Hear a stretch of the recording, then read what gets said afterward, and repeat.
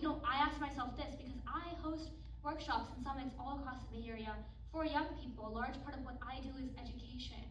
And I think for me, as someone who has really got mobilized by these community spaces, the reason was because I got to interact with people who are making solutions, because I got to learn about what is happening in my own community, in my own backyard, right at home in the Bay Area, rather than 3,000 miles away on the polar bears on melting ice caps.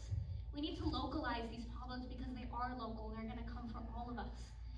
We need to ground it in solutions, and we need to ground it in history. So I think whether we're history teachers or science teachers or English teachers, the context matters, the solution matters. What is happening right now, right around us? How does that play into a broader trend? Because it always plays into a broader trend. And looking forward, what's next? I think it's very easy to teach a problem and just forget about it in the education system, but the solution matters just as much as the problem. We have an inherent negativity bias as humans. So a large part of what we do as communicators or teachers or educators is intentionally combating that bias by leaning into those solutions. That's where we find hope, community, and action.